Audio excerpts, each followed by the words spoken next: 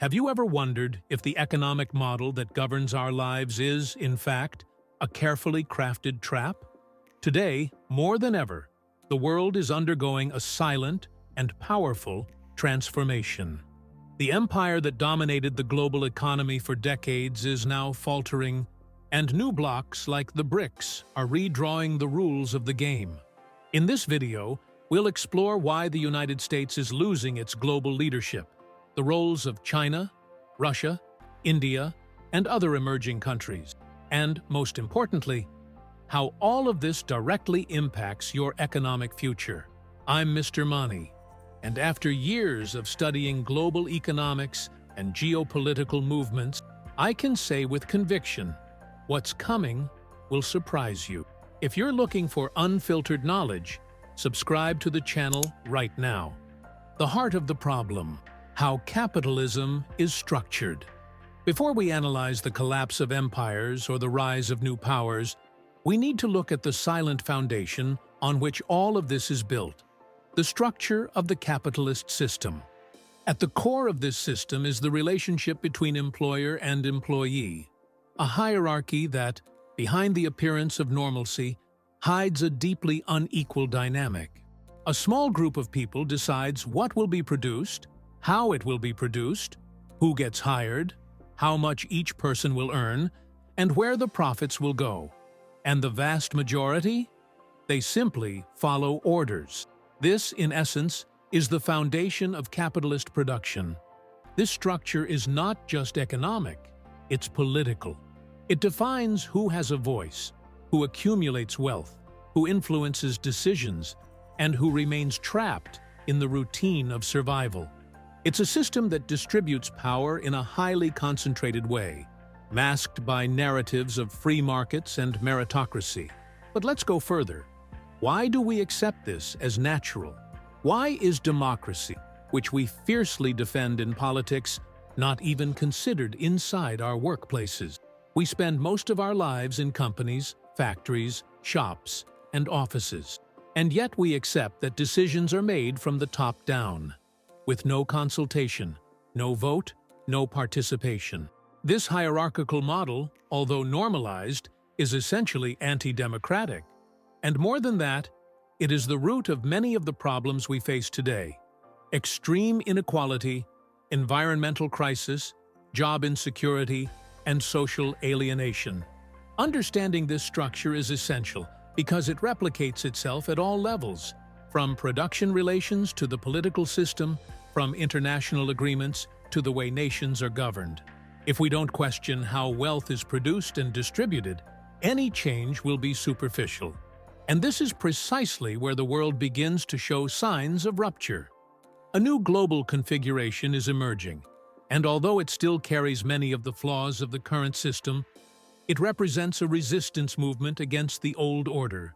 And it is this new scenario, and its limitations, that we'll explore next: the rise of the BRICS and the new global economic order. While the West faces stagnation and internal crises, a new bloc of countries is gaining strength and reshaping global geopolitics. The BRICS, composed of Brazil, Russia, India, China, and South Africa. And the big change is not just in the names of the protagonists, but in the breakdown of the hegemony that the United States and the G7 have held for over half a century. These countries today represent a significant portion of the world's population, global GDP, and international reserves. More than that, they are creating alternatives to the traditional financial system, proposing new trade routes, bilateral agreements outside the dollar, and parallel institutions to the IMF and World Bank. This terrifies the old empire, and with good reason. But it's important to be clear. Although the BRICS challenge the West's economic dominance, they still operate within the same structural logic of capitalism. The production model remains vertical, authoritarian, and based on the separation between those who decide and those who execute. In other words, the center of power shifts, but the game stays the same.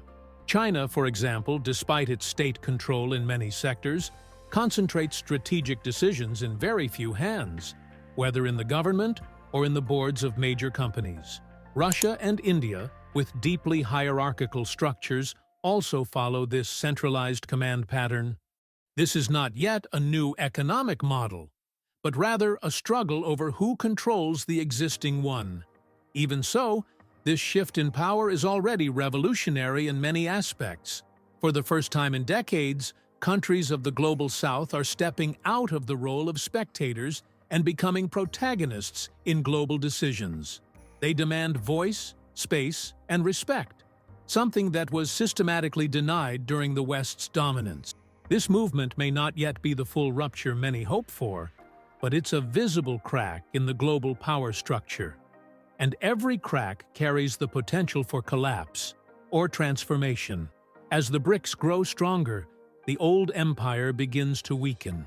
And it's this process of decline, often denied by Americans themselves, that we're going to explore now. The fall of the American empire is happening now. For decades, the United States stood at the top of the global pyramid, politically, economically, and militarily. It saw itself as irreplaceable, untouchable, indispensable. But the empire is now showing cracks, no longer invisible to the eyes of the world, nor to the critical gaze of Americans themselves. Today, we see clear signs of decline: uncontrolled public debt, aging infrastructure, growing internal polarization, constant social crises, and the loss of international credibility. What was once seen as global leadership is now perceived as intervention, domination, and often hypocrisy. The major shift, however, is happening in people's awareness. For the first time in decades, there's a growing perception within the United States itself that something is fundamentally wrong with the system.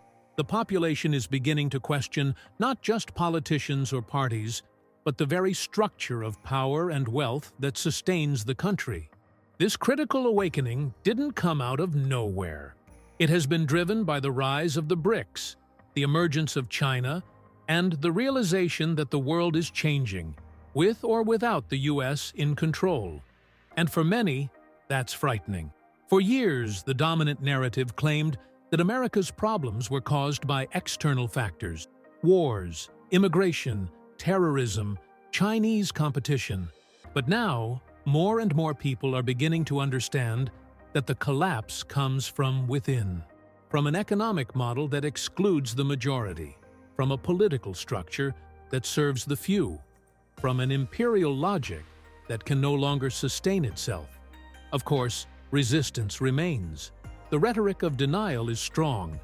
America is still the world's largest economy. We still have the most powerful military. We are the guardians of democracy. But these slogans don't hold up to the facts. Growth is stagnant. Global influence is waning. The world is reorganizing, and the United States is no longer at the center. The empire is falling, not with explosions, but with silence, with accumulated failures, weakened alliances, and disillusioned citizens. And when an empire begins to fall, it creates space for new voices to be heard, voices that offer radically different paths. And that's exactly what is beginning to happen outside the traditional centers of power, especially in regions once considered the economic periphery. Let's now turn to Africa. Africa and the BRICS, the beginning of a new path. For a long time, Africa was seen and treated as a dependent continent, subordinate to the economic and political interests of the West. Delegations to Washington, London, or Paris, seeking aid, loans, agreements, and investments, were routine. But something has begun to shift. With the rise of the BRICS, especially China, many African countries are now seeing viable alternatives beyond traditional dominance. Today, leaders, parties, and grassroots movements across the continent are finding new routes, new allies, and new possibilities for development. China, for example, has been investing heavily in African infrastructure, building roads, railways, ports, and hospitals. But it's not just about money. It's about a geopolitical reconfiguration. Missions that once went to New York or London now go to Beijing, New Delhi, or Sao Paulo. The center of power is shifting. This change has a direct impact on the internal politics of many African nations. The mere existence of an option beyond the West is, in itself, a silent revolution. It allows local leaders to challenge old dependencies and negotiate with greater autonomy. And more importantly, it gives entire populations the chance to dream of development based on their own priorities, not just the demands of outsiders. Of course, the BRICS are not free from criticism. There are economic interests, power struggles, and asymmetries.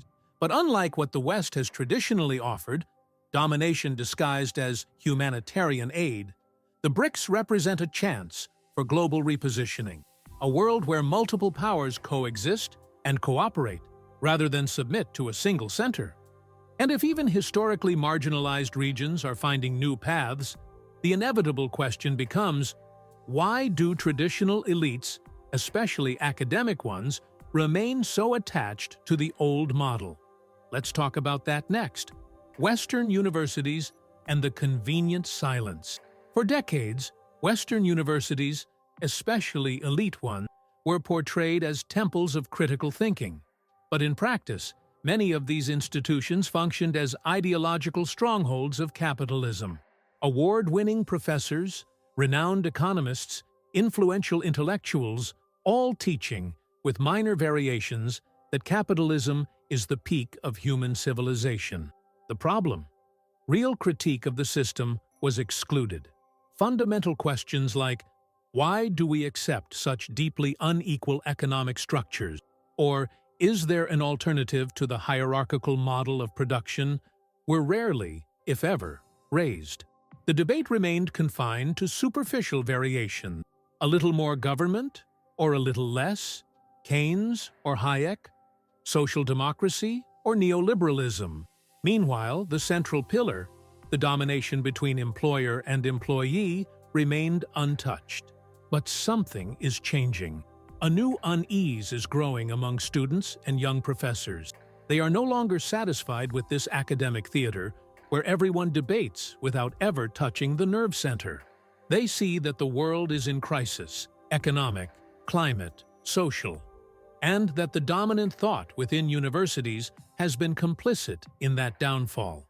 Many of these young thinkers are rejecting the mantra of scientific neutrality. They understand that every theory carries an ideology, and that repeating market dogmas as absolute truths is, at the very least, irresponsible.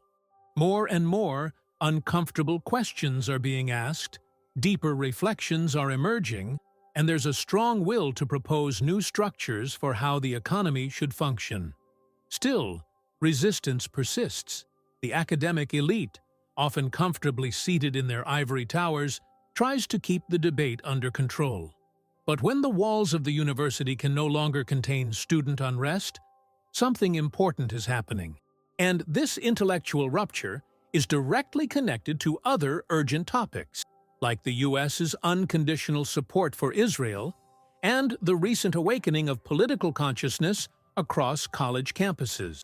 Let's dive deeper into how the conflict in Gaza has become a turning point for this new generation. Israel, Gaza, and the youth's new political awareness.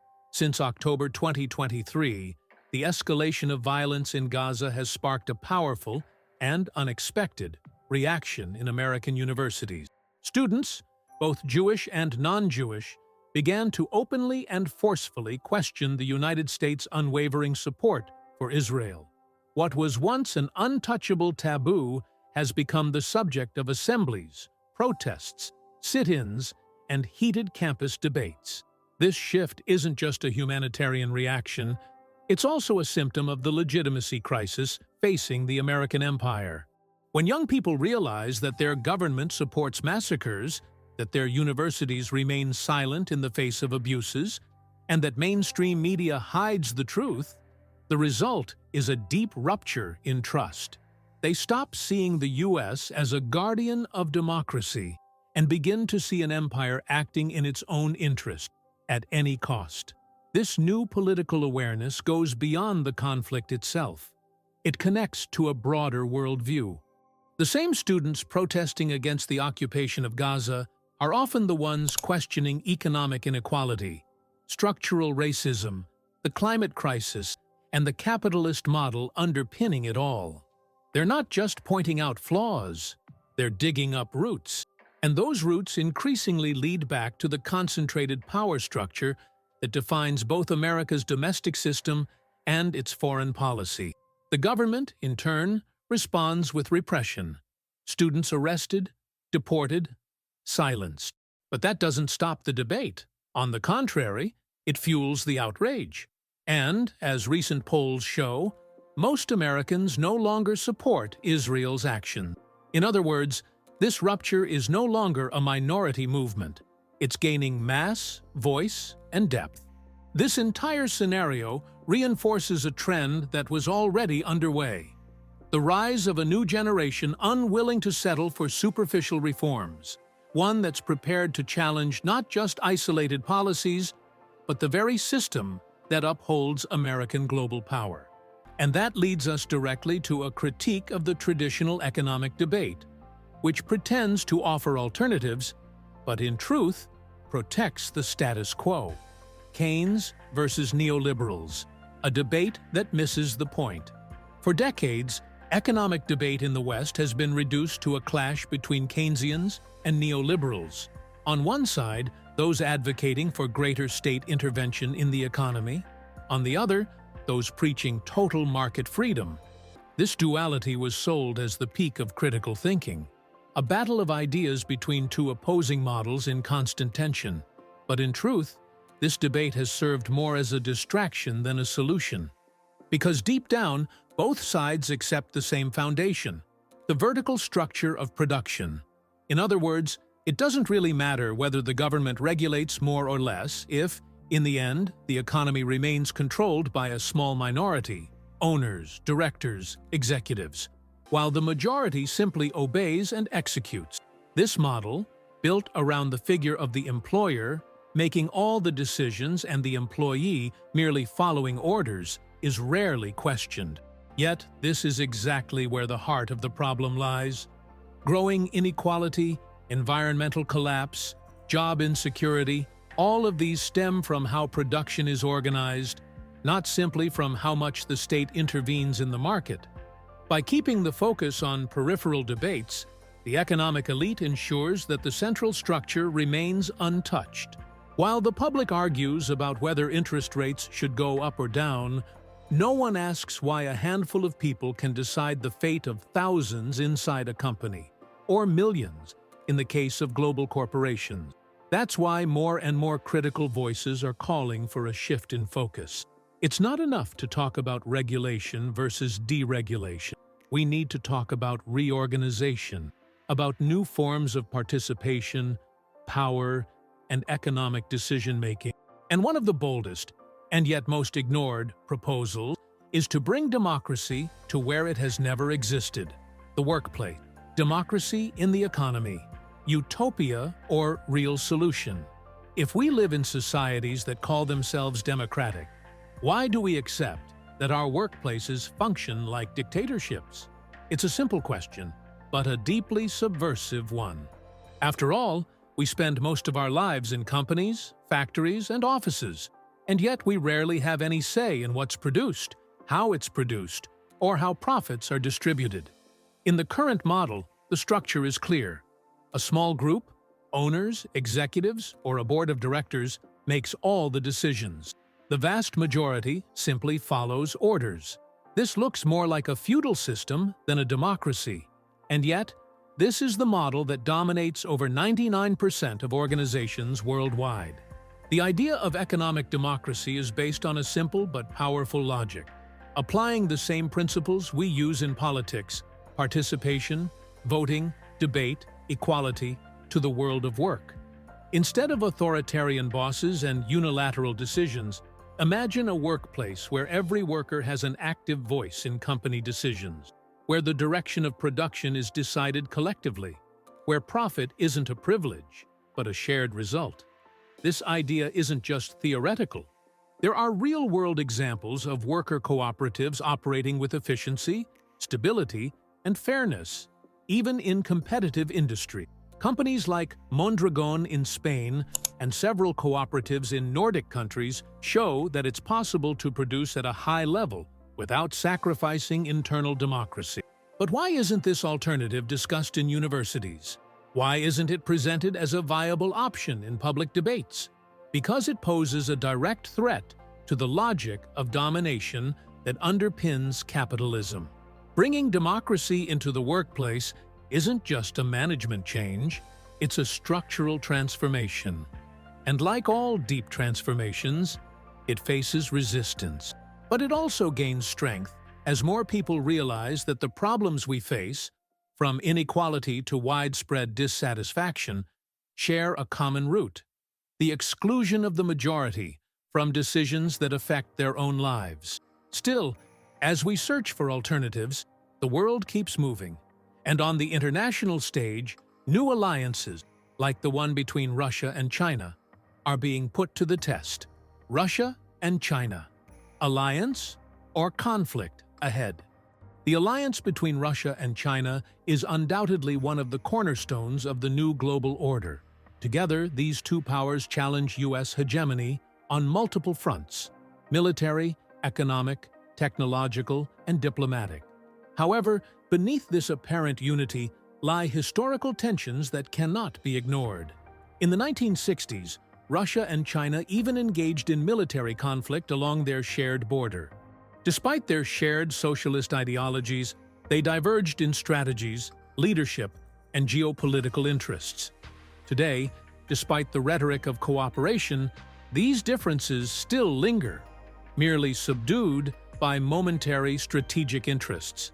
The truth is that, like any alliance between great powers, the Sino-Russian bond is based on convenience, not absolute trust. China, with its colossal economy and global ambitions, naturally tends to lead the bloc. Russia, on the other hand, faces severe economic limitations and desperately needs strong allies to resist sanctions and Western isolation. The United States knows this and will do everything in its power to exploit these fractures. Washington's strategy is clear: divide and weaken, stir up disputes, feed mistrust, amplify internal rivalries. It's an old tactic, but one that can still be effective in such a delicate scenario. Despite this, both Putin and Xi Jinping have, at least so far, made visible efforts to publicly reinforce the alliance. Russia's pivot toward the East, declaring itself more Asian than European, is a historic and symbolic step in this new geopolitical configuration. But no one should be fooled. This union is powerful, but not unbreakable. Its future will depend less on diplomatic speeches and more on the two countries' ability to reconcile different ambitions under a common project. Meanwhile, across the Atlantic, America's old allies are beginning to realize they might be getting left behind. And the crisis on the horizon isn't coming from outside. It's coming from the White House itself. Europe adrift, the American abandonment. For most of the 20th century, Western Europe was the right hand of the United States, a strategic alliance combining military protection, political alignment, and economic dependence.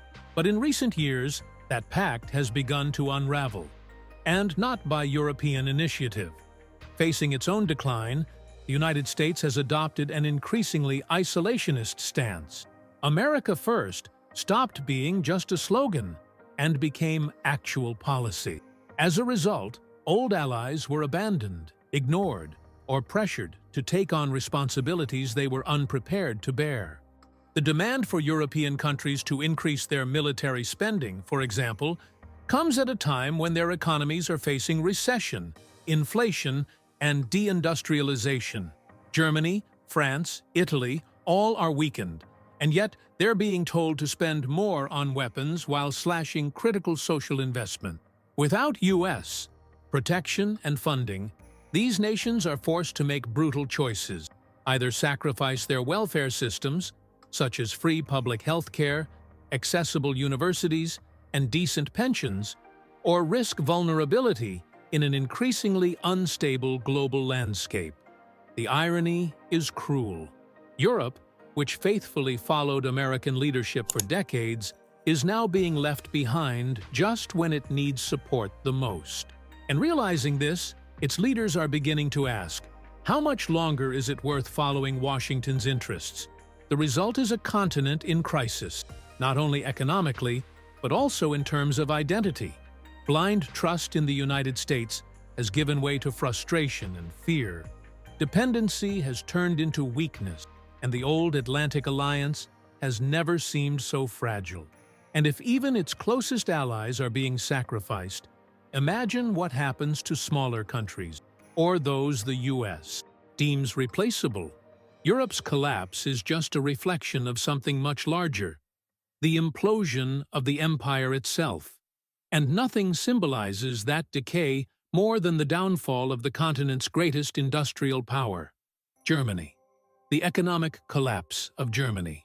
For decades, Germany was Europe's economic engine. Rebuilt after World War II, it became a symbol of efficiency, industrial innovation, and fiscal discipline.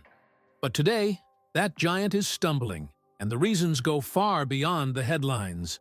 Germany's success was always based on strategic foundations, cheap energy from Russia, and massive exports to China. Russian gas kept factories running at low cost, while Chinese demand for high-precision machinery ensured continuous trade surpluses. It was a formula that seemed unshakable. But the war in Ukraine and the rupture with Moscow cut off this vital energy supply. Without Russian gas, production costs skyrocketed.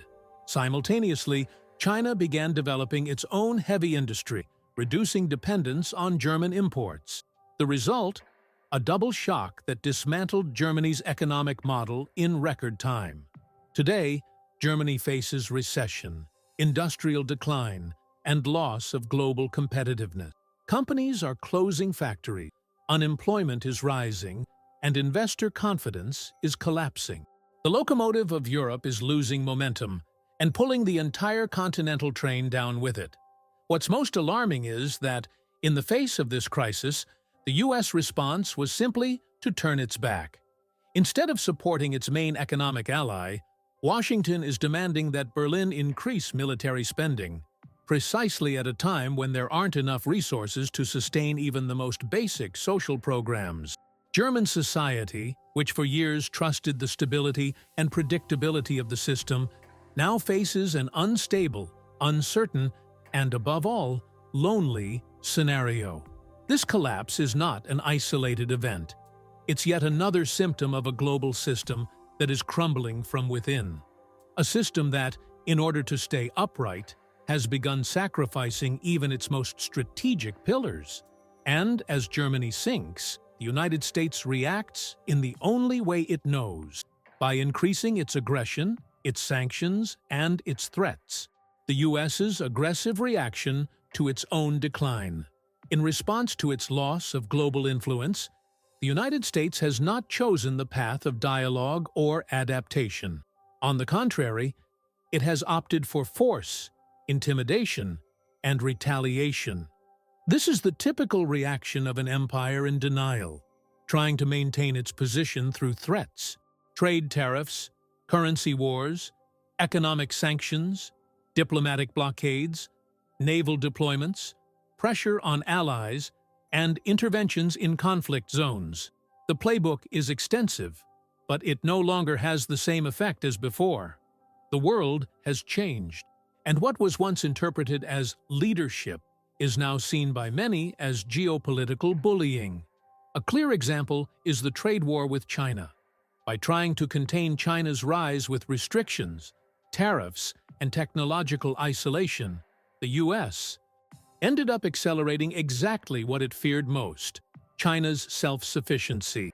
The same applies to the war in Ukraine, which exposed the U.S.'s inability to control military and diplomatic outcomes beyond its direct sphere of influence. This aggressiveness, far from showing strength, reveals desperation. It is an attempt to delay the inevitable, the transition from a unipolar world to a multipolar one. And in this process, the U.S. is becoming increasingly isolated. Many countries that once followed its lead automatically now hesitate, reconsider, and resist. Domestically, this stance also comes at a cost. While billions are spent on weapons and foreign operations, domestic infrastructure collapses, inequality grows, and trust in institutions crumbles. It's an unsustainable equation, keeping an imperial machine running while the core of the nation falls ill. And the more the United States tries to impose its global authority, the more it reveals its internal fragility. Meanwhile, as Washington turns to force, the world moves on, and countries like China and India advance quietly, not only resisting American pressure, but surpassing it across various indicators. China and India rise, while the West stagnates. While the United States and its G7 allies face stagnation, recessions, and internal crises, two Asian powers continue on an impressive growth trajectory: China and India. Rather than merely resisting Western pressure, these nations are surpassing the West in strategic areas, and the gap is becoming impossible to ignore. According to IMF data, in 2024, the U.S. economy grew by about 2.7%. The G7 average was even lower, with countries like Germany showing negative growth. In contrast, China grew by approximately 5%, nearly double the U.S., and India by over 7%, nearly triple. These aren't just numbers.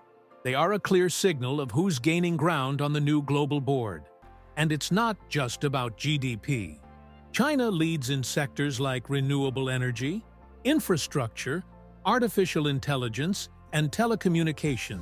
India is establishing itself as a tech hub, with a young population, a thriving internal market, and a growing industrial base. Meanwhile, the West faces a dilemma: either acknowledge this shift and adapt its strategies, or continue to respond with hostility, which, so far, has only accelerated the shift in power. The U.S.'s attempts to block this progress through sanctions, tariffs, military containment, or misinformation have proven ineffective. The more they try to stop Asia's growth, the more isolated they become. The world, slowly but surely, is shifting its center of gravity, and those still clinging to a 20th century vision of American hegemony are falling behind, both economically and morally. This scenario opens space not only for a new global distribution of power, but also for a deep re-evaluation of leadership at home. In the United States, the failure of current efforts to preserve hegemony could create an opening for new voices, new narratives, and perhaps a new way of thinking about the country's role in the world. Could new leadership emerge in the U.S.?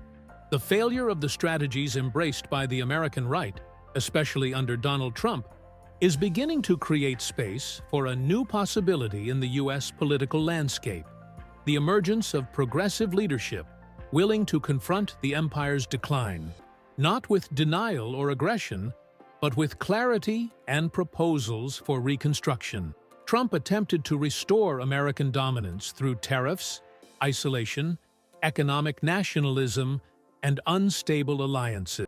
But the result was the opposite of what was promised: greater international fragmentation, eroded trust among allies, and more domestic turmoil. The promise to make America great again ended with the U.S. more polarized, more fragile, and further away from any respectable global leadership.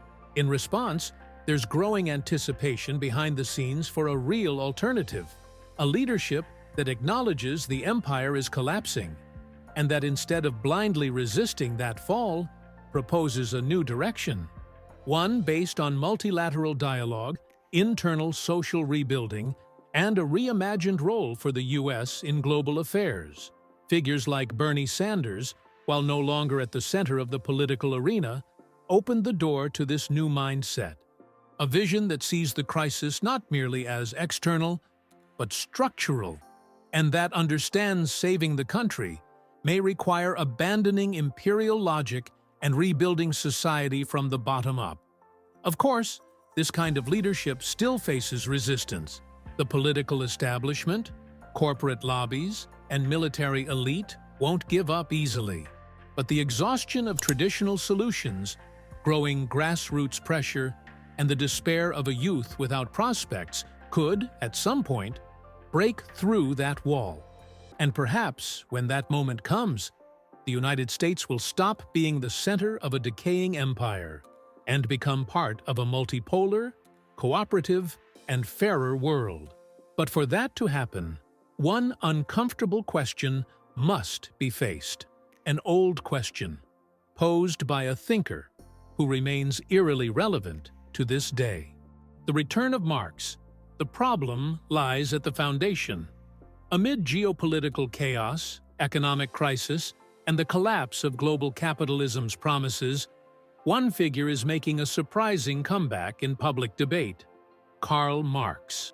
For a long time, his name was virtually banned from respectable academic circles, mocked as outdated or extremist. But today, his analysis is making sense again for a generation that sees in the present the very symptoms he predicted in the 19th century. And this is not about ideological nostalgia. It's about identifying where the problem truly lies and where the solution might be found. Marx wasn't just concerned with cyclical crises or inequality. He urged us to look at the most obvious, and yet most ignored, place in society: the workplace, the space where most adults spend most of their lives, and where, ironically, there is the least democracy and participation. For Marx, it was in the organization of production that domination was born. It didn't matter whether the one in control was a private owner or a state committee. The problem was always the same: a small group making decisions for everyone else. An authoritarian structure disguised as efficiency. And that is exactly what still prevails in nearly every company, factory, and government office in the world. Even in China, which presents itself as an alternative to the West, half of the companies are state-owned, but they still operate under the same vertical logic. Decisions concentrated at the top, workers following orders below. The model doesn't change, only the flag does. The question Marx left us, which remains unanswered, is this: why do we accept living in political democracies, but tolerate economic dictatorships every day of our lives? If we take the idea of democracy seriously, we must expand it. We must apply it to what we produce, how we distribute the fruits of that labor, and who gets to make those decisions. Imagining democracy in the workplace is not a utopia. It's a bottom-up revolution, one that could finally align our political values with our economic practices. But for that to become possible, the world must abandon the old empires and build new forms of coexistence, governance, and social organization. After everything we've seen, the collapse of the American empire, the rise of the BRICS, the European crisis, Asia's growth, and the failure of vertical production models, one inevitable question remains: what do we do with this awareness? Knowing what's wrong is only the first step. The real challenge is deciding how to act on it. We can keep repeating the same narratives, believing empty promises, and hoping that one election will fix everything. Or we can begin to think structurally, collectively, and, above all, courageously. That means looking inside companies, institutions, schools, and our daily routines, and identifying where there's room for real participation, for horizontality, for justice. It means supporting initiatives that break with the logic of domination, from worker cooperatives and community currencies to critical education projects and independent media. But it also means being prepared, because every structural shift brings resistance. And history shows us that empires don't fall quietly. They fall fighting, leaving ruins in their wake. The good news is, there has never been so much information, so much organization, and so many people willing to change things as there are now. We are witnessing a global awakening, still fragmented, but growing. And this is the ideal moment to turn awareness into action, because the future will not build itself, and the current system has already proven it will not fix itself. If this content challenged you, made you think, or gave you a new perspective on the world we live in, don't let it go unnoticed. Like this video, share it with someone who needs to hear this message. And most importantly, subscribe to this channel. Here, we don't repeat the mainstream narrative. We investigate, question, and think outside the box. Remember, the fall of an empire is always a moment of risk, but also one of opportunity. It's in times of rupture that the most transformative ideas can emerge, and you are part of that. The journey toward a fairer, more conscious, and more democratic society starts now. And it starts with people like you, who choose to see the world with open eyes. The future is up for grabs. Which side do you want to be on?